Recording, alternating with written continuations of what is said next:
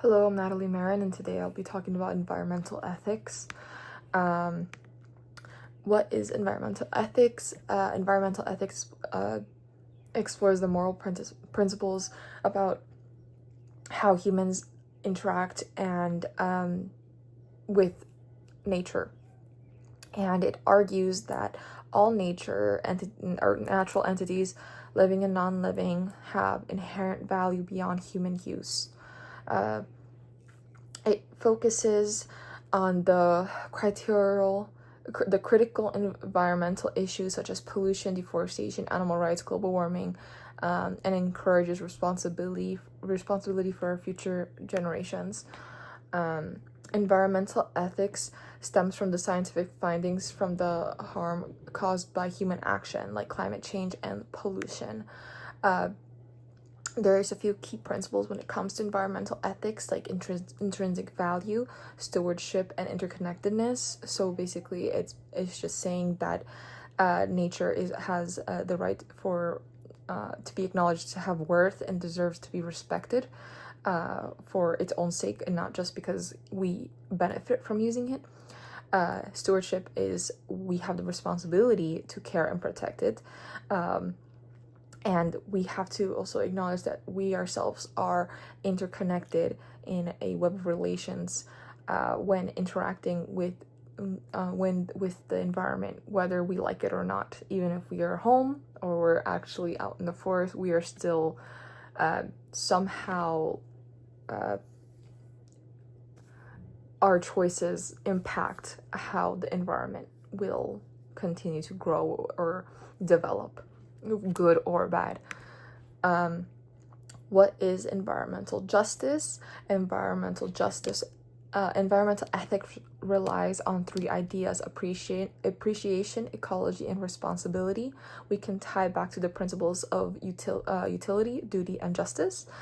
Environmental justice is the fair distribution of environmental benefits and burdens. This prioritizes the importance of addressing environmental issues such as deforestation, urbanization, greenhouse gas emissions, and pollution. Environmental justice aids in promoting access to clean air, water, sustainable environmental habits and policies for all organisms, living and non, regardless of race, status, and in this case, even species. There's also a fact that we have to acknowledge that there is resource exploitation in marginalized communities, and a huge wave of overconsumption is currently on the rise. One of the more impactful cases that was considered to be the first environmental justice protest or movement in the United States will be the Warren County PCB landfill protest from 1978 to 1982. North Carolina Governor James B. Hunt Jr. planned to have a toxic landfill created in Afton. It contributed to storing around 60,000 tons of soil laced with cancer-causing chemicals, also called polychlorinated biphenyls or PCBs. These landfills not only contained acres of land, but affected the public as exposure to these chemicals created several health risks. And for the 4 years, the community has protested against having these landfills even near their community, and vocalized their concerns over several spills that occurred throughout that time, which resulted in 14 other counties being affected by these high levels of PCBs. It was clear that these environmental injustices were racially motivated, and several movements were created to fight for justice. By 1982, more than 500 arrests were made, and the state had still managed to dump 7,000 loads of the soil into communities where around 60% of the population were African American. In 1988, the North Carolina Justice Network was found to low-income communities on issues of climate, environmental, racial, and social justices. Another case study that is very relevant would be the Paris Agreement. the first legal binding global climate agreement involving all nations, specifically, in other words, the UN. Around 190 countries are fighting and advocating for change. The US, however, has been joining and leaving the agreement since Trump has been inaugurated twice. Him specifically refusing to follow the agreement since his re-inauguration. And this is very problematic, as it is the reason why climate action is slowed, and it's also being contributed by being in the world's biggest polluting countries. The US may weaken and stop future policies aimed at cutting emissions, and we may begin to see even more pollution, extreme weather, and fewer green jobs. There's also the tragedy of the commons, which is, overproduction and overconsumption, basically. The more people ask for things, the more resources are going to be needed, and the more unethical practices are harbored, resulting in a consequential or disastrous results such as extinction of species, deforestation, urbanization, just threatening resources. And not only that, but that also ties to affecting communities that also rely on those resources.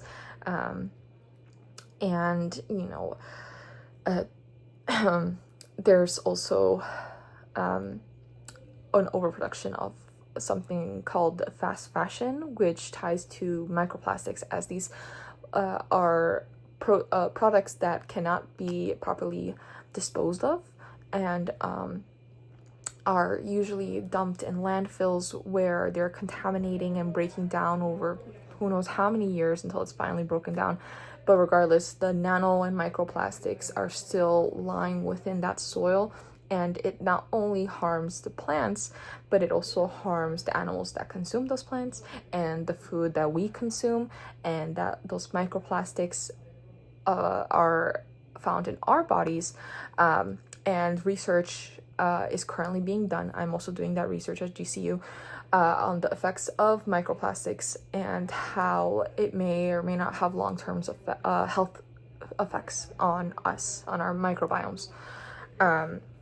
So it's just something to be concerned of, and Japan is currently doing more research on creating a form of dialysis to filter out these microplastics from our body. So we can see how just something as small as learning how to recycle correlates down to how it impacts our environment, how it impacts our health, and so on. And it all ties down to how we ourselves and how these companies either use and abuse resources and try to find their way out of policies and loopholes to focus more on income rather than how their production line is affecting everything else. So that leads us to the debate of human-centered views versus nature-centered views. Human-centered views would obviously lead to the primary focus on using the environment and how businesses think and policy making, while nature-centered views is, having a moral duty to care for our environment, and, a form of activism and conservation. It does tie to deontology, as protecting nature would be the right thing to do, even if it doesn't benefit us directly. And utilitarianism, as it could just focus on the ethics of protecting nature while also helping people for the health and economy reasons. So when ethical changes occur within our society, we must not brush things off and leave it for others to handle. Small things just like planting more pollinating plants, flowers, can help our ecosystems learn to recycle, use single-use items, is horrible for our environment, as it just ties to more pollution, and advocating for policies that help our environment rather than help benefit a company would be a smarter action to do. And advocating for marginalized communities, such as what occurred several years ago in Flint, Michigan. Horrible. The water contamination was horrible, and no one was really doing anything about it for several months. And people were relying on purchasing water instead of using the resources available to them because of the high contamination.